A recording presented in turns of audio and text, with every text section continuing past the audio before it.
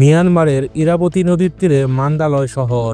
মানুষকে ভালো দিনের আশা দেখাচ্ছিলেন অবসরপ্রাপ্ত সেনা কর্মকর্তা তাইজা কিয়াও। তিনি জান্তা সমর্থক দল ইউএসপিডি থেকে নির্বাচনের একজন প্রার্থী। তাইজা কিয়াওয়ের ভাষণের সময়ই কম ছিল উপস্থিত মানুষ। ভাষণ শেষে সেখানে আর কেউই ছিলেন না। গত রোববার মিয়ানমারে শুরু হওয়া নির্বাচন নিয়ে মানুষের আগ্রহের ঘাটতি এই ঘটনা থেকে কিছুটা বোঝা যায়। কারণ প্রায় 5 বছর ধরে চলা গৃহযুদ্ধে জর্জরিত মিয়ানমার, দ্বন্দ্ব আর সংঘাতে বিভক্ত পুরো জাতি। এরপর সামরিক জান্তার মঞ্চস্থ এই নির্বাচনকে ভালো চোখে নিচ্ছেন না দেশ ও বিদেশের মানুষ। নির্বাচনের পেছনে দেখা হচ্ছে অসৎ উদ্দেশ্য। নির্বাচনের ভোট গ্রহণ হবে 3টি ধাপে। প্রথম ধাপের নির্বাচন অনুষ্ঠিত হয়েছে গত রোববার।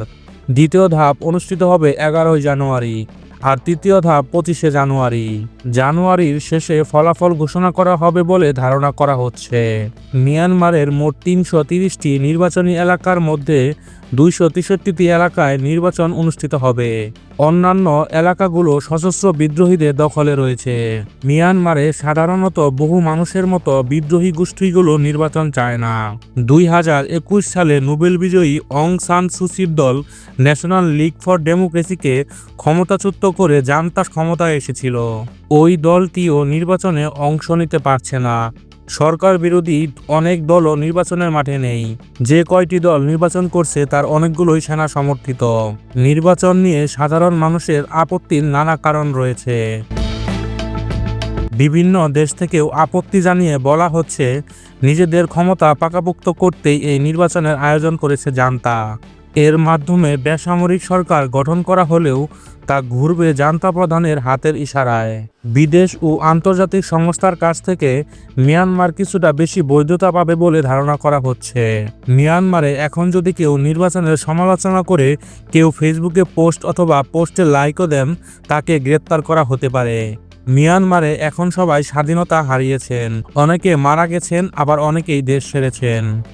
এরপরও অসাধারণ এক নির্বাচনের আয়োজনের বিষয়ে আত্মবিশ্বাসী জান্তা প্রধান। তার হাত ধরে মিয়ানমারে গৃহযুদ্ধ শুরু হলেও বড়দিনে ইয়াঙ্গুনের এক গির্জায় উপস্থিত হয়ে মানুষে মানুষে বিদ্বেষের নিন্দা জানিয়েছেন তিনি। জান্তা প্রধানের বিরুদ্ধে রোহিঙ্গা মুসলিমদের উপর গণহত্যা চালানোর অভিযোগ এনেছে জাতিসংঘ। তার শাসনামলে গৃহযুদ্ধে নিহত হয়েছেন 70,000 মানুষ। নির্বাচন নিয়ে জান্তা প্রধান যে চালাকিটা করছেন তাতে চীনের কূটনৈতিক সমর্থন রয়েছে। নির্বাচনে প্রযুক্তিগত ও আর্থিক সমর্থনও দিচ্ছে বেইজিং। আর চীন ও রুশ অস্ত্র ব্যবহার করে জান্তা বিরোধী বিদ্রোহীদের দখল করা অঞ্চলগুলো মুক্ত করছে সামরিক বাহিনী।